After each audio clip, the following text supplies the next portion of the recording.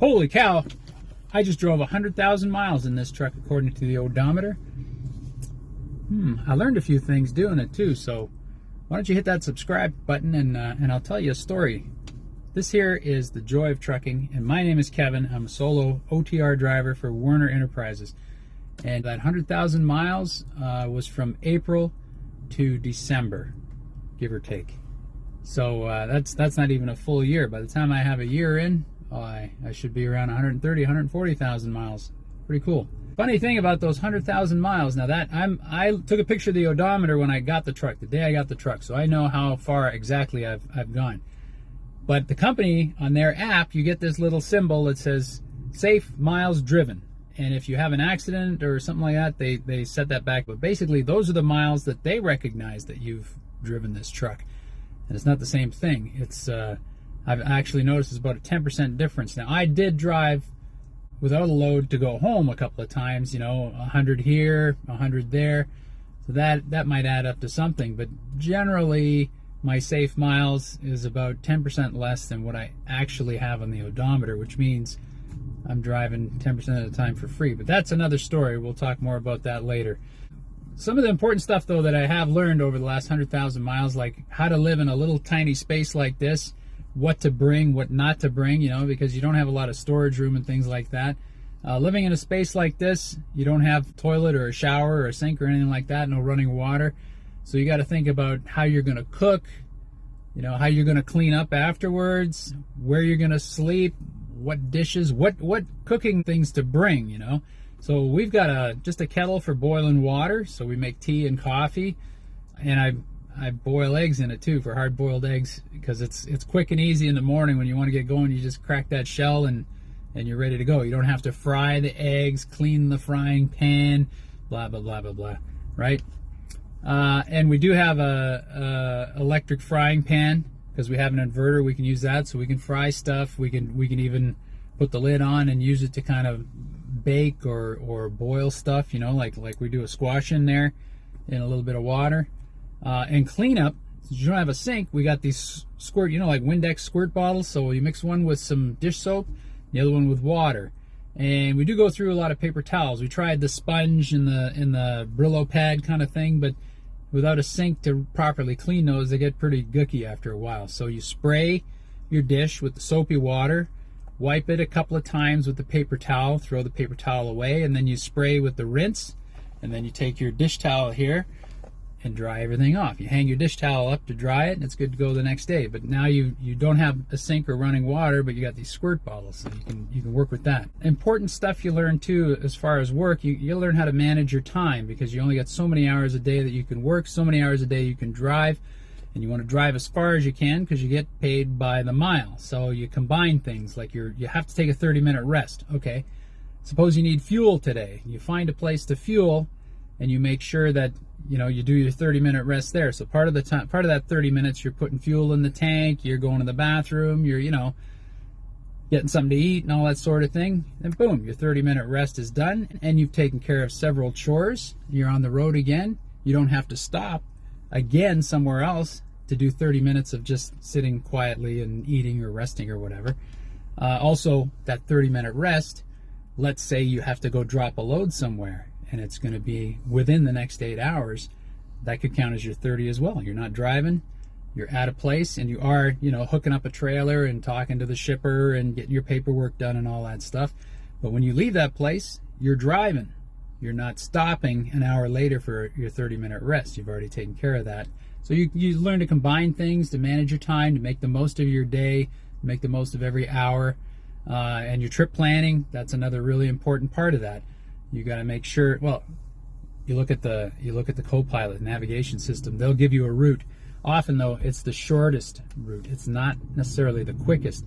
Stick to the interstates as much as possible. It'll tell you, well, get off here, go down this street with all these red lights and traffic jams and malls, and then when you get out of town, you'll be going through villages, and each one has a stop sign and railroad crossings and stuff, and you'll save 10 miles. Well, you know what? I could have gone around those 10 miles on the interstate and gotten there an hour earlier. So look at your route, plan your trip, think about stuff like that. You know, you don't trust the navigation completely.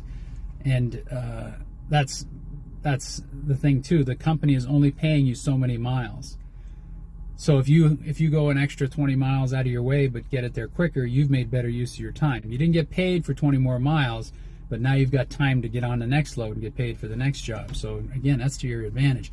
And speaking of trip planning, you want to look at where you're going, like where you're going today, and if the load is going to take you into tomorrow. Check the weather that far ahead, and check the weather again once or twice during the trip, because it can change, and you might get a weather bulletin saying, oh, there's a hell of a storm and blah blah blah, and then an hour later you check the weather and it says, well, the storm was actually 100 miles east of you. You're okay, or it's going to say, hey, that storm is coming right at you. You better think about shutting down.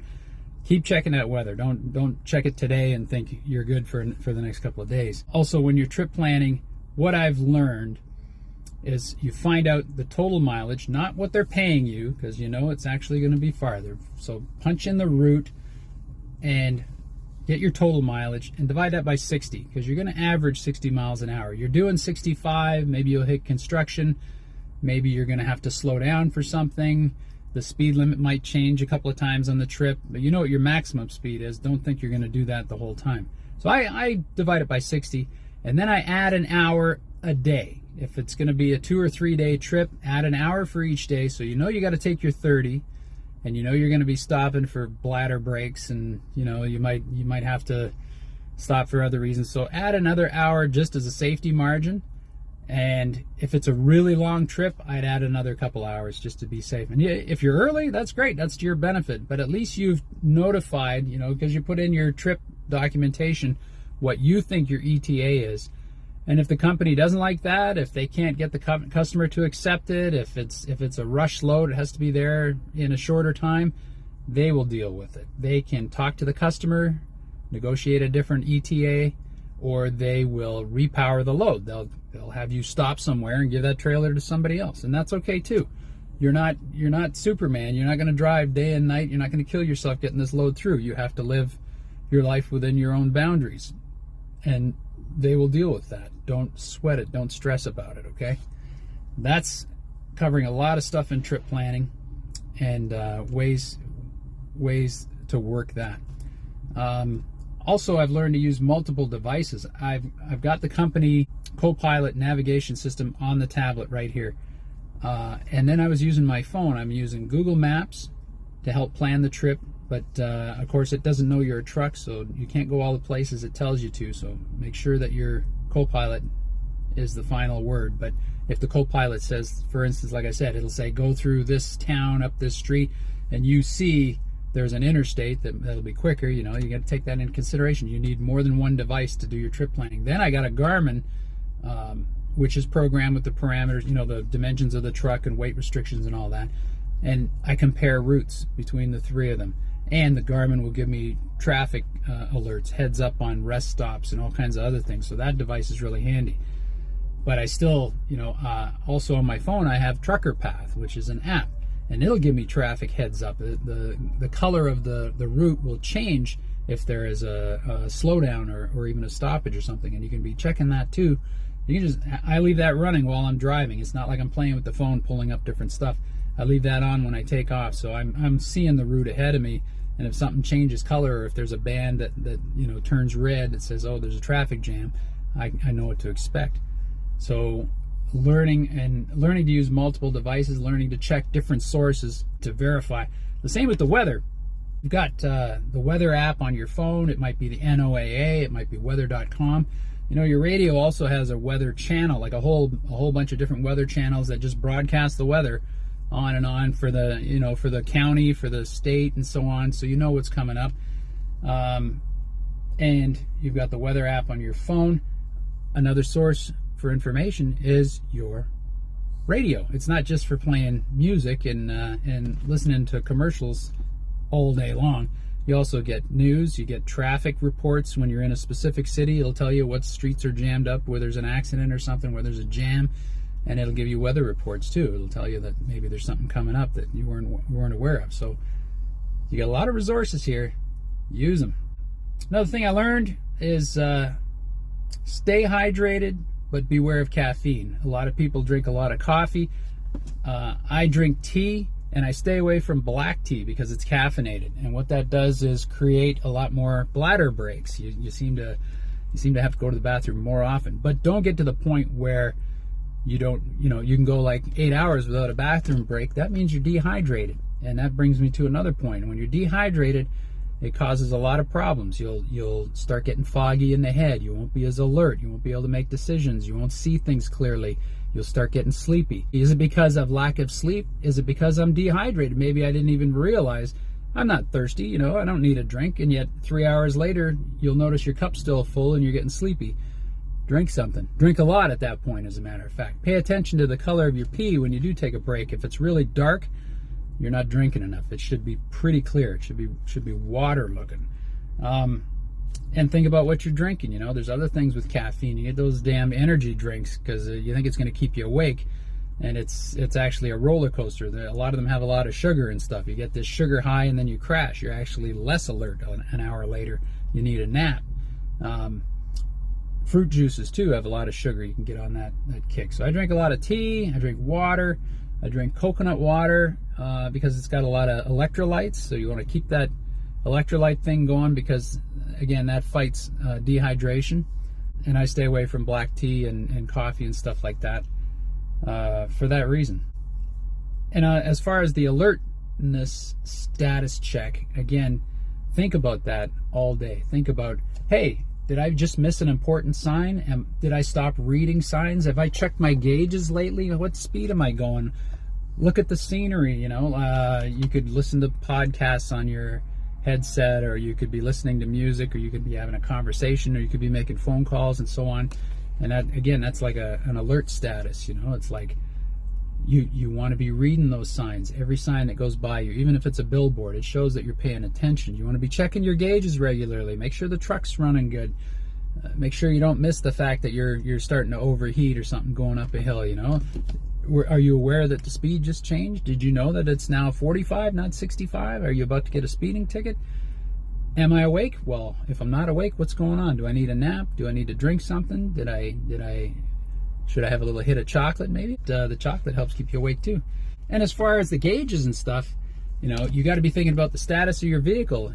Do that inspection every day. That's another thing I've learned. Do the morning inspection, kick the tires, check the pressures, check your lights, are the brakes working good? Is your air compressor working good? Is anything leaking? Are there puddles underneath the truck?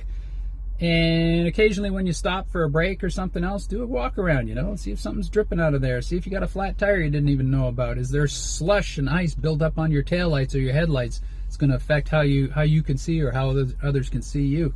Do a walk around and check the status of your vehicle while you're driving. You're looking at the gauges. Use your senses. Is there like a little vibration? Is there a shake? Is there a strange sound? Can you see maybe you got a mud flap hanging loose there in the mirror? Do you think you got a flat tire?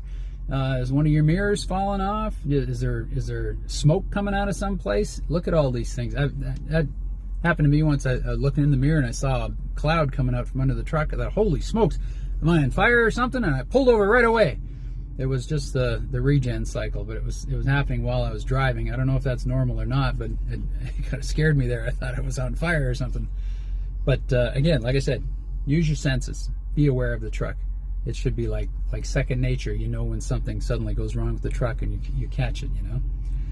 I mentioned making calls with the phone. Get yourself one of these. Don't be playing with your phone while you're driving. There should be like one button to call somebody, but make calls. Call somebody every day. Reach out to people. It's good for your psyche. It's good for your well-being. It keeps you in contact with others. You're sitting in this truck by yourself day after day, hour after hour.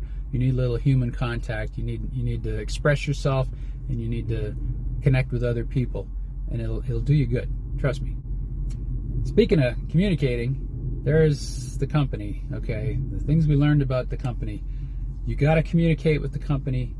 You get these messages on the tablet. Sometimes they're cryptic. The one we got, 2 days ago, it said, "Split is in the window." And my message had been like, "I can't find a trailer here," and so I let them know. I dropped off a load. I didn't have an empty trailer to take out of there, and I waited a while, and then I said, I'm near a terminal. Is there an empty at the terminal? And the message I got is, split is in the window. And I thought to myself, wow, the split is in the window. I wonder if there's cake in the toilet. Did the eagle lose his third feather? I couldn't make sense of this message. I don't know what the hell. The split is... Okay, you know what you do then? You grab this and you phone them and you talk to somebody. You don't sit there supposing or assuming or scratching your head for another hour or send another message, which is going to get another confusing answer. Phone them and say, let's be clear about this. I don't want to do something you didn't want me to do. Please tell me exactly what you want, and then ask questions and be clear on it so both of you know this is what you have to do. What he was saying was there is a split load at the terminal. My question is, do you want me to bobtail to the terminal, or do you have an empty trailer somewhere else for me to take to the terminal? And when will that split load be there? Is the guy going to be there like in half an hour? Because I'm coming up on the end of my clock for the day, you know, so what's the status on the whole thing? And then I got all the information on it, and he explained everything very clearly, and I could go forward knowing I was doing the right thing. So that was a valuable lesson. It took me a couple of mistakes to learn that one too. You've got to communicate and ask questions and make sure everybody's clear on everything. And when we're talking about dispatch and communication and stuff like that, don't expect them to communicate, and don't expect them to think ahead to the point where, you know, you just do what you're told and everything will fall into place. You've got to be proactive. You got to learn from things that have happened. We learned that on Sundays you might sit for many hours waiting for a load. So ask for a load early, or pick up the phone and call them and say, hey, I've been waiting an hour. You didn't get me a load yet. Let's do something. Or take your reset Sunday. Be proactive. Think ahead. Think of these situations. Think of the problems you had in the past and what you can do to avert them in the future. Don't expect the company to do the thinking for you, or you will find yourself sitting someplace not making any money. And that's what you want to do. Make some money. Get out there and drive this thing, man. Also, in that regard, home time. Okay, when you are in Oklahoma and you want to go to Phoenix for your home time in 2 days, and they give you a load going to St. Louis or Pennsylvania, you need to get on the phone and say, I think that won't get me home on time. I have a home request. It's been approved. I want to be home in 2 days. I have to be home in 2 days. I have appointments. I have people to see, blah, blah, blah. If I go 2 days in the other direction, it'll take me 4 days to get home. Now I'm 4 days late, you know, and maybe they didn't realize you had a home request, or maybe they thought you could do that and still make it in time, or who knows what they think. You have to look at these things. You have to plan your life, and you have to make sure it goes according to your plan. So pick up the phone and tell them. Don't expect them to know everything that you want. One last thing, and this goes back to days when I used to sail my boat on the ocean, on the deep blue sea, and you know, you do all the preparation you can, and you have everything in good shape, and everything is good, and you think you know what you're doing, and you're confident in everything else, and you're about to set sail, and you get this little voice in the back of your head that says, you know, wait a minute, something doesn't feel right, you know, I don't feel safe. You're out there on the ocean and you see this big cloud on the horizon, and you think, maybe it'd be a good idea to head for port. Maybe, you know, I don't feel... Listen to that little voice in your head. That's what I learned sailing on the ocean. No matter how good you've prepared and how good you think you are and how on top of things and so on, there's still that little voice that says, I don't feel safe. Listen to that voice, okay? What you do out here in this truck every day can have repercussions that affect the rest of your life. You could become injured. You could injure other people. You got to live with it for the rest of your life. You could lose your livelihood. You know, how are you going to make a living for the rest of your life? How are you going to support your family? How are you going to do all the things you want to do with your life? Listen to that voice, because what you do out here is important. So that's all I got to say. I know I rambled on a little bit. I hope you watched through the whole thing. Maybe you got comments of your own to make, so give it a thumbs up if you liked it, you got something from it, and I want to hear what you have to say. I want to hear if you hit 100,000 miles and if you learned something that I didn't, because I'm open to learning that too. All right, hit the subscribe button and follow along, and we'll do this again sometime. I'll see you out on the road. Bye-bye.